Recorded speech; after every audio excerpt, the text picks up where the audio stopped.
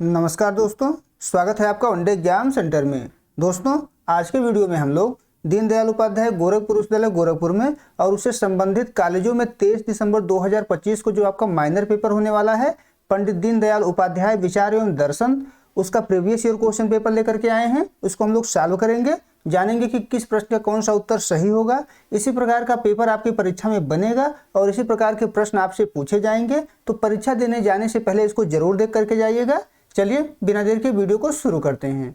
आपका पहला प्रश्न है, दीनदयाल उपाध्याय के समाज के अंतिम व्यक्ति के उत्थान की अवधारणा को किस नाम से जाना जाता है? तो अंत्योदय के नाम से जाना जाता है। पहले का सी ऑप्शन आपका सही हो जाएगा।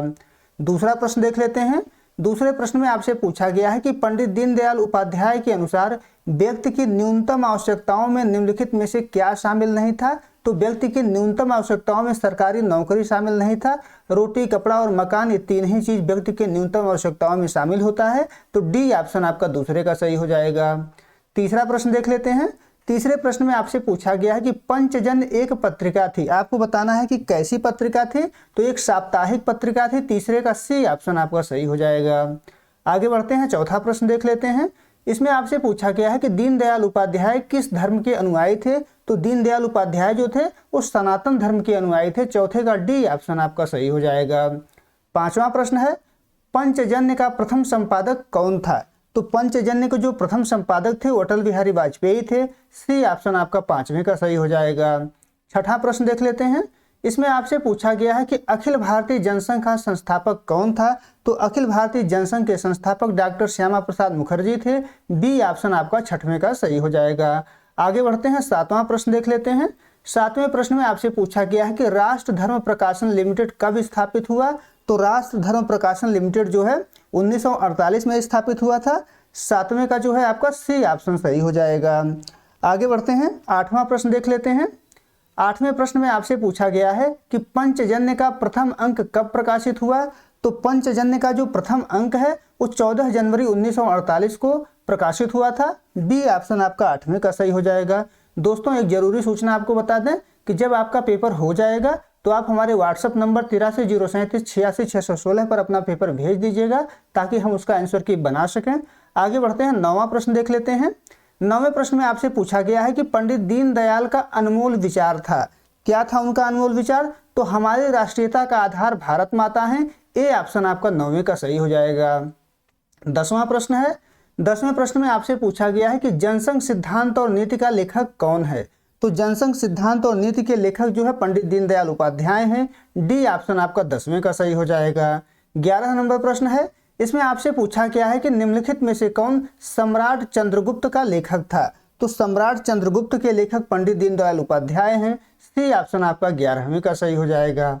12 नंबर प्रश्न है। इसमें आपसे पूछा गया है कि पंडित दीनदयाल उपाध्याय पर प्रथम डाक टिकट कब जारी हुआ? तो दीनदयाल उपाध्याय पर प्रथम डाक टिकट 1978 में जारी हुआ था। 12 का बी ऑप्शन आपका सही हो जाएगा। 13 नंबर प्रश्न है। इसमें आपसे पूछा गया है कि पंडित दीनदयाल ने किस उद्योग को बढ़ावा दिया? तो पंडित दीनदयाल उपाध्याय जो हैं वो कुटीर उद्योग को बढ़ावा दिए थे। बी ऑप्शन आपका 13 का सही हो जाएगा। 14 नंबर प्रश्न है। इसमें आपसे पूछा गया है कि शरीर, मन, बुद्धि और आत्मा कैसी होनी चाहिए? तो एकीकृत होनी चाहिए। बी ऑप्शन आपका 14 का सही हो जाएगा। 15 नंबर प्रश्न है। इसमें आपसे पूछा गया है कि जनसंघ की प्रथम प्रादेशिक इकाई कहाँ स्थापित की गई?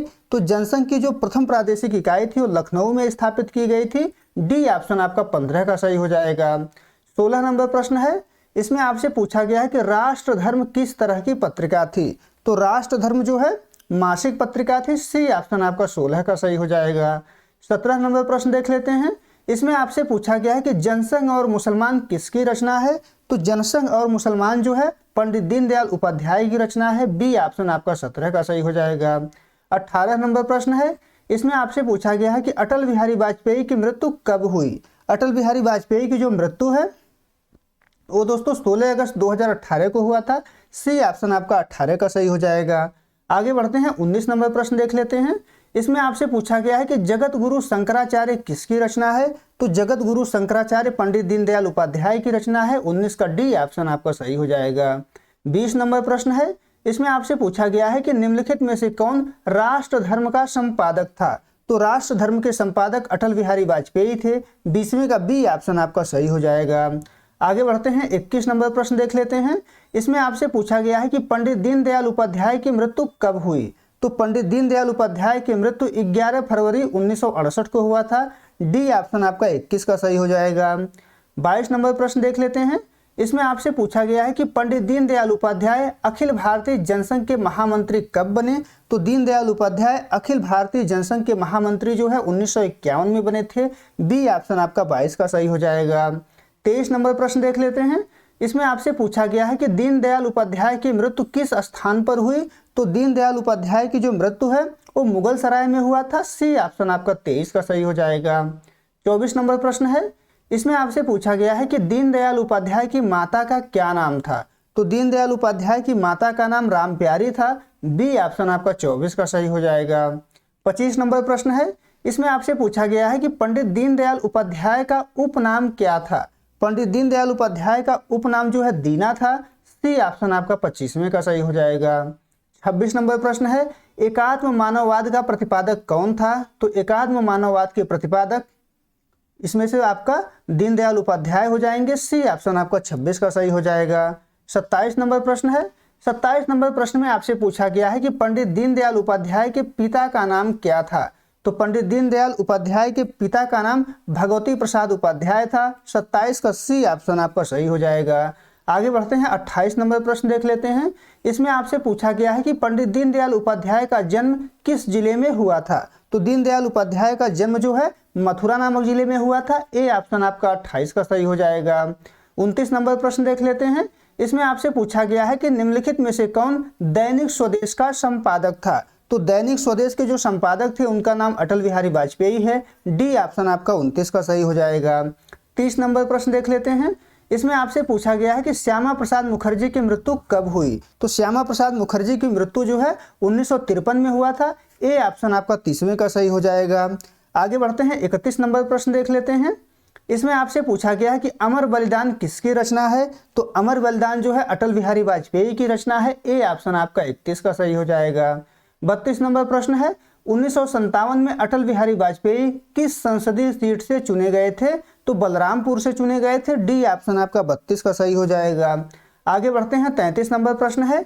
इसमें आपसे पूछा गया है कि भारत में पहली बार अटल बिहारी वाजपेयी प्रधानमंत्री कब बने। तो अटल बिहारी वाजपेयी पहली बार जो है 16 मई 1996 को प्रधानमंत्री बने थे। ए ऑप्शन आपका 33 का सही हो जाएगा। आगे बढ़ते हैं, 34 नंबर प्रश्न देख लेते हैं। 34 नंबर प्रश्न में आपसे पूछा गया है कि 1996 में अटल बिहारी वाजपेयी लोकसभा सीट से चुने गए थे। आपको बताना है कि किस सीट से चुने गए थे। तो लखनऊ सीट से चुने गए थे। सी ऑप्शन आपका 34 का सही हो जाएगा। 35 नंबर प्रश्न है। भारतीय जनता पार्टी स्थापित की गई, कब स्थापित की गई आपको बताना है। तो 1980 में स्थापित की गई थी। सी ऑप्शन आपका 35 का सही हो जाएगा। 36 नंबर प्रश्न है। इसमें आपसे पूछा गया है कि भारतीय जनता पार्टी का पहला राष्ट्रीय अध्यक्ष कौन था। तो भारतीय जनता पार्टी के पहला राष्ट्रीय अध्यक्ष अटल बिहारी वाजपेयी थे। डी ऑप्शन आपका 36 का सही हो जाएगा। 37 नंबर प्रश्न है। दैनिक स्वदेश का अंतिम संपादकीय क्या था। तो दैनिक स्वदेश का जो अंतिम संपादकीय था वो स्वराज था। बी ऑप्शन आपका 37 का सही हो जाएगा। आगे बढ़ते हैं, 38 नंबर प्रश्न देख लेते हैं। इसमें आपसे पूछा गया है कि 1952 के संसदीय चुनाव में भारतीय जनसंघ को कितनी सीट प्राप्त हुई थी। तो 1952 के संसदीय चुनाव में भारतीय जनसंघ को जो है 3 सीट प्राप्त हुई थी। सी ऑप्शन आपका 38 का सही हो जाएगा। 39 नंबर प्रश्न है। अंत्योदय का विचार संबंधित है। तो पंडित दीनदयाल उपाध्याय से संबंधित है। सी ऑप्शन आपका 39 का सही हो जाएगा। 40 नंबर प्रश्न है। मानव एकता का विचार किस संस्कृति ने दिया। तो मानव एकता का विचार जो है भारतीय संस्कृति ने दिया है। बी ऑप्शन आपका 40 का सही हो जाएगा। 41 नंबर प्रश्न है। इसमें आपसे पूछा गया है कि निम्नलिखित में से किसे दैनिक समाचार पत्र के साथ पंडित दीनदयाल जुड़े थे। तो किस दैनिक समाचार पत्र से जुड़े थे आपको बताना है। तो पंडित दीनदयाल उपाध्याय जो है स्वदेश के साथ जुड़े हुए थे। ए ऑप्शन आपका 41 का सही हो जाएगा। 42 नंबर प्रश्न देख लेते हैं। इसमें आपसे पूछा गया है कि राष्ट्र जीवन की दिशा नामक पुस्तक किसने लिखा। तो राष्ट्र जीवन की दिशा नामक पुस्तक दीनदयाल उपाध्याय ने लिखा है। सी ऑप्शन आपका 42 का सही हो जाएगा। 43 नंबर प्रश्न देख लेते हैं। इसमें आपसे पूछा गया है कि प्रख्यात चिंतक पंडित दीनदयाल उपाध्याय का जन्म कब हुआ था। तो दीनदयाल उपाध्याय का जन्म 25 सितंबर 1916 को हुआ था। सी ऑप्शन आपका 43 का सही हो जाएगा। 44 नंबर प्रश्न देख लेते हैं। इसमें आपसे पूछा गया है कि निम्नलिखित में से किसने दीनदयाल को उच्च शिक्षा के लिए 10 रुपये मासिक छात्रवृत्ति प्रदान की थी। तो इसमें से घनश्याम दास बिड़ला सही हो जाएगा। बी ऑप्शन आपका 44 का सही हो जाएगा। आगे बढ़ते हैं दोस्तों। अगला प्रश्न 48 नंबर प्रश्न है, क्योंकि जिसने हमारे पास पेपर भेजा हुआ था उसने 46, 47 नंबर प्रश्न नहीं भेजा हुआ है, 45, 46 और 47। तो 48 नंबर प्रश्न हम लोग देखेंगे। इसमें आपसे पूछा गया है कि भारतीय अर्थनीति विकास की एक दिशा नामक पुस्तक किसने लिखा है। तो इस पुस्तक के रचयिता हैं दीनदयाल उपाध्याय। 48 का सी ऑप्शन आपका सही हो जाएगा। 49 नंबर प्रश्न है। इसमें आपसे पूछा गया है कि दीनदयाल ने भारत के किन किन मुद्दों पर प्रकाश डाला। तो दीनदयाल भारत के आर्थिक, सांस्कृतिक, राजनीतिक सभी मुद्दे पर प्रकाश डाले हुए हैं। डी ऑप्शन आपका सही हो जाएगा 49 का, उपर्युक्त तो सभी। 50 नंबर प्रश्न देख लेते हैं। इसमें आपसे पूछा गया है कि राष्ट्र का स्वरूप चित नामक लेख निम्नलिखित में से किसने लिखा। तो दीनदयाल उपाध्याय ने लिखा था। 50 का डी ऑप्शन आपका सही हो जाएगा। उम्मीद है दोस्तों आपको ये वीडियो पसंद आया होगा। अगर वीडियो अच्छी लगी तो चैनल को सब्सक्राइब कर लीजिए, वीडियो को लाइक और शेयर कर दीजिएगा। और एक जरूरी सूचना, आपका पेपर हो जाए तो हमारे व्हाट्सएप नंबर 83 037 86 616 पर अपना पेपर जरूर भेजिएगा। बहुत बहुत धन्यवाद।